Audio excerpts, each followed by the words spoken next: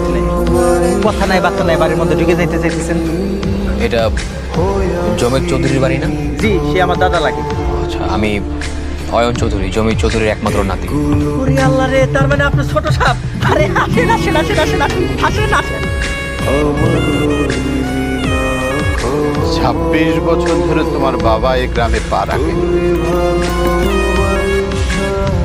তুমি হঠাৎ করে অমাবস্যা চাঁদের মতো উদয় হলে কি করে?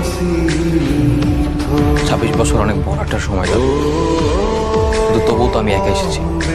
কই, আপনি তো কখনো ডাকেননি। আই তুই কই আসলি?